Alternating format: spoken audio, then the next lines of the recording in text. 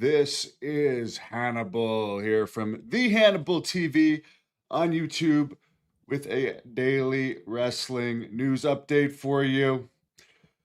The big news over the past couple days has been Rob Reiner, who is apparently one behind.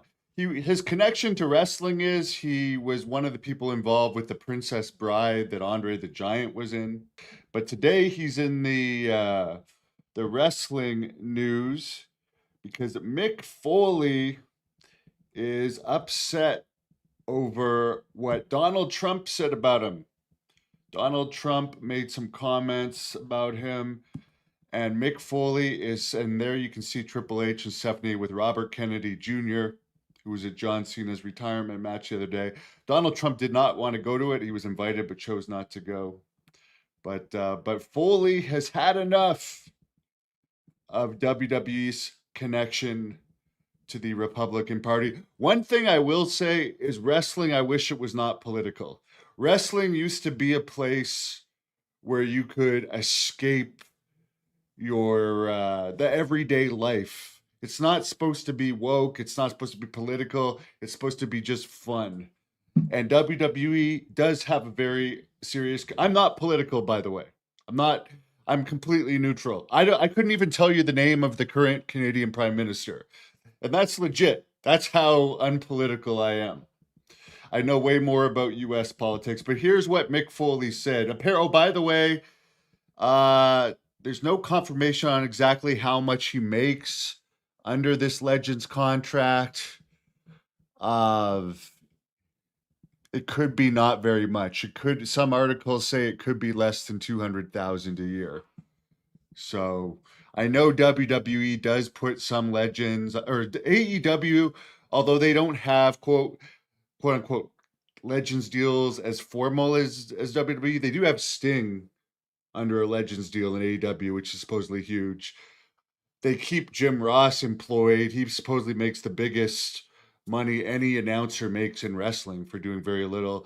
Jake Roberts supposedly makes $600,000 a year in AEW for doing pretty much nothing, and he's been there since the beginning. So maybe if Mick Foley does get out of this contract, he could get a better payoff in AEW. But let's look at what he had to say. He says, parting ways with WWE. While I have been concerned about WWE's close relationship with Donald Trump for several months, especially in light of his administration's ongoing...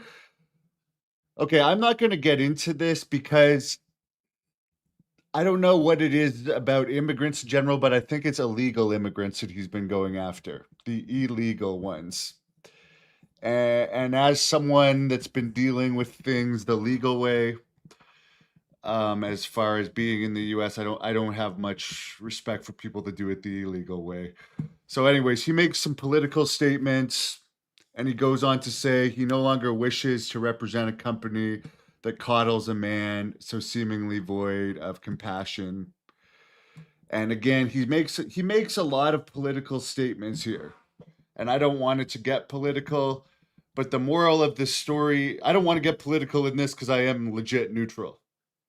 I like that there is a president that is in the WWE Hall of Fame, and I like that he's very likely going to disclose the fact that UAPs are real soon. But all this other stuff, I don't follow closely, so don't hold anything against me. But I do agree with Mick Foley that wrestling companies should not be that promotional for parties. The interesting thing is, though, that The Rock is one of WWE's top shareholders. If not, he's right up there. He's right up there with Vince as one of the top, and he has a lot of pull within WWE, and he is a Democrat. So I know.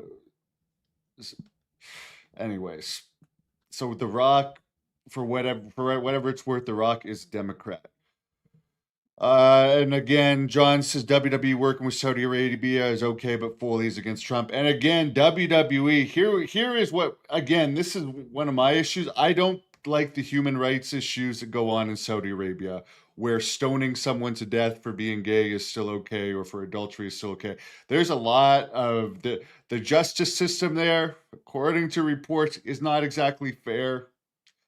There's some very cruel and what I would call inhumane punishments go on there. And at that show in Washington, which Donald Trump chose not to go to, on the ring, there's a big Saudi Arabia logo. To me, that I do have a problem with that. Someone says I don't even know what you're saying there or who I'm standing up for. I'm just reporting things as they are. And again, he didn't quit. He's still under contract until June. He didn't say, let me out of this contract, don't pay me anymore. Let's take a look at what he said there for him quitting. He said he doesn't want to re sign. He's not signing a new